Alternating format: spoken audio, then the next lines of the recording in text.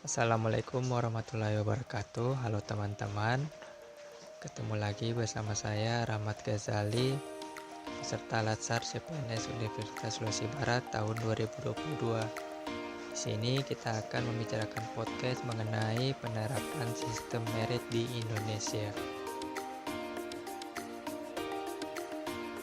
Penerapan sistem merit dalam manajemen ASN merupakan amanat utama dalam Undang-Undang Nomor 5 Tahun 2014. Dengan menerapkan sistem merit, maka pengangkatan pegawai, mutasi, promosi, penggajian, penghargaan, dan pengembangan karir pegawai didasarkan pada kualifikasi, kompetensi, dan kinerja pegawai. Sistem tersebut tidak hanya menimbulkan rasa keadilan di kalangan pegawai, tapi juga mendorong peningkatan kompetensi dan kinerjanya.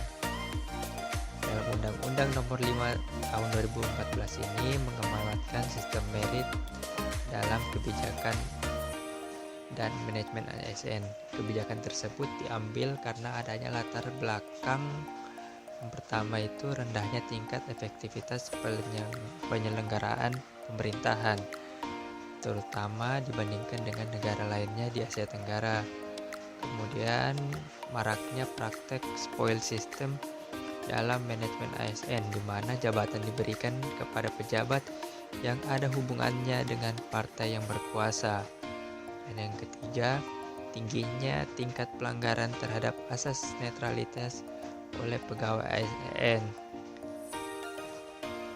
Implementasi sistem merit dapat diwujudkan pada manajemen sejak perencanaan kebutuhan SDM hingga pensiun nantinya.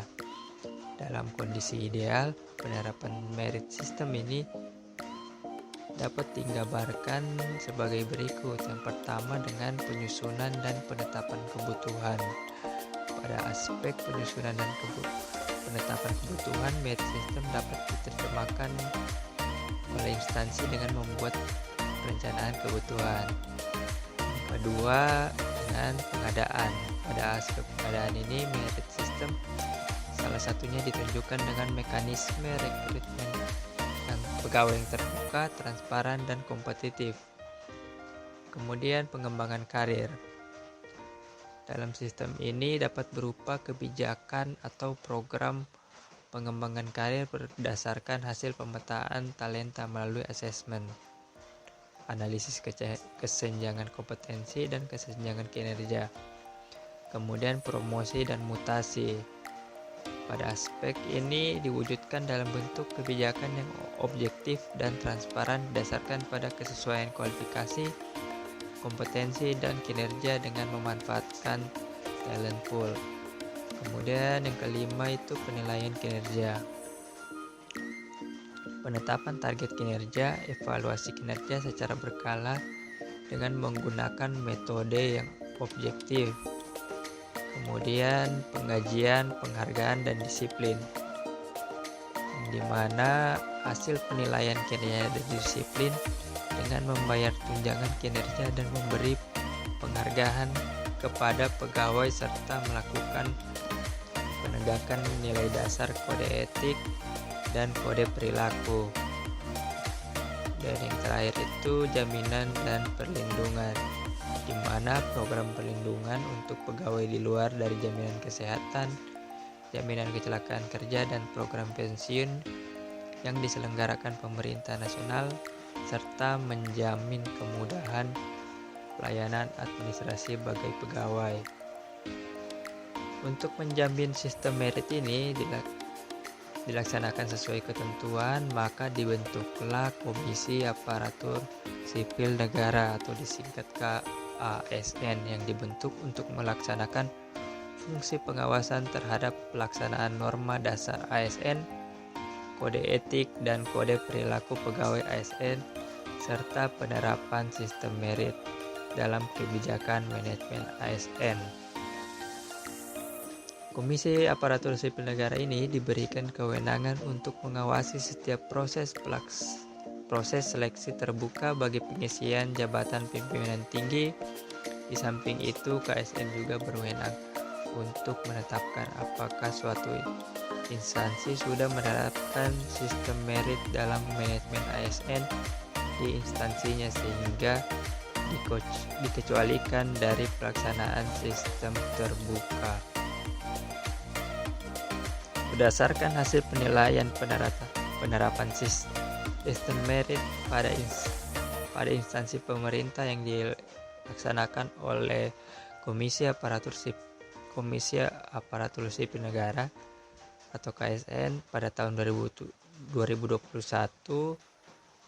dari hasil ini menunjukkan bahwa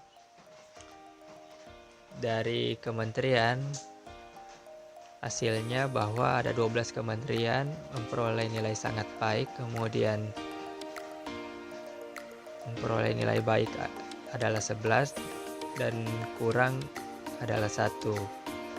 Kemudian dari pemerintah provinsi sendiri penilaiannya masih dari sangat baik ini masih ada 3 provinsi dan baik ini ada 11 provinsi. Dan 4 provinsinya dalam penilaian buruk.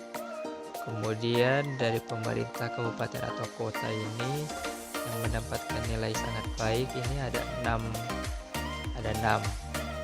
Kemudian baik ada 53. Kemudian kurang ada 27 dan buruk ini ada 102 kabupaten dan kota. Oleh karena itu, penerapan sistem merit dalam manajemen ASN di instansi pemerintah ini sudah merupakan sesuatu yang urgen sebagai upaya untuk mewujudkan ASN yang profesional guna mendukung tercapainya tujuan reformasi birokrasi, yaitu birokrasi yang efektif dan efisien serta melayani. Perubahan yang cepat secara global harus diantisipasi oleh pemerintah dengan membangun human capital di sektor pemerintahan agar Indonesia mampu bersaing di tingkat global.